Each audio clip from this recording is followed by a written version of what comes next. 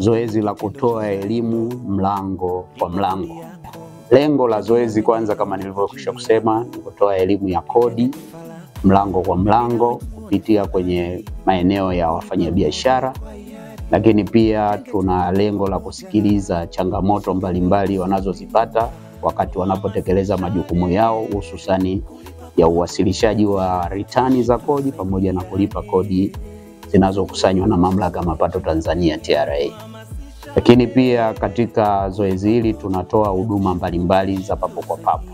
Tumefungua ofisi za muda eneo la Mti Mrefu, eneo la Sabena, lakini tumefungua pia ofisi ya muda kule kwa Mrombo.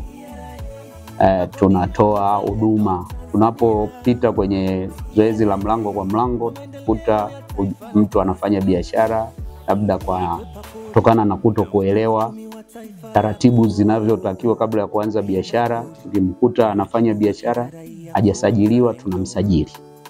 Kwa tunatoa huduma za kusajili na kutoa cheti cha nambari ya utambulisho wa mlipa kodi, yani TIN.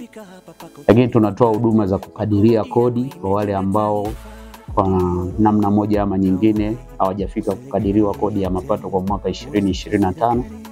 Lakini tunatoa huduma za kutoa namba ya kulipia kodi kwa maana ya control number kwa wale ambao labda walishakadiriwa ila hawajalipa awamu ya kwanza, na tunaelekea mwezi wa 6 kwa ajili ya kulipa awamu ya pili. Lakini pia kuna wale ambao wana mikataba ya kulipa madeni ya kodi na wanahitaji kupata control number, tunazitoa na zenyewe control number tunawapa, wanaenda kulipia kodi ya serikali.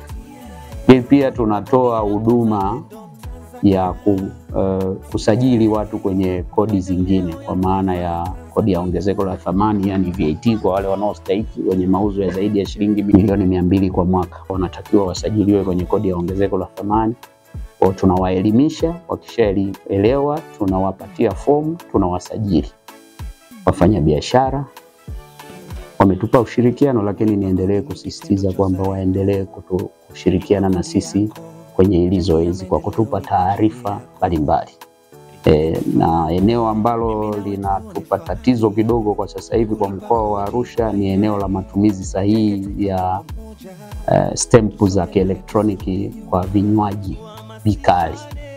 Bado kuna changamoto, watu wanatumia stempu bandia, wengine hawatumii kabisa stempu, wengine wanatengeneza bidhaa majumbani. Hizo bidhaa kitu ambacho si chema sana, kwanza kwa maana ya afya, lakini pili kwa maana ya kodi za serikali, na kwa ujumla ni uhujumu wa uchumi. Kwa hiyo nitoe wito kwa wananchi wanaojua watu wanaofanya biashara za namna hiyo ambazo ni haramu, watuletee taarifa ili sisi tuweze kuchukua hatua kupitia ofisi yetu ya upelelezi wa kodi wa kanda.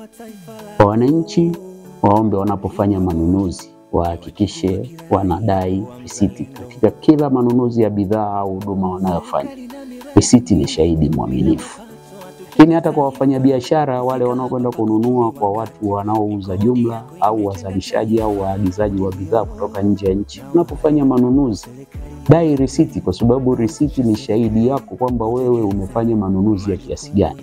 Lakini risiti ni sehemu ya kumbukumbu yako kujua kwamba katika manunuzi yako ni kiasi gani umetumia kama manunuzi. Na unapotoa risiti, unapofanya mauzo ukatoa risiti, unaweza ukajua kwamba ni kiasi gani cha mauzo ulichokifanya na kiasi gani cha manunuzi ulichokifanya, na inakuwa rahisi wewe hata kucontrol stock ya bidhaa zako zilizopo dukani.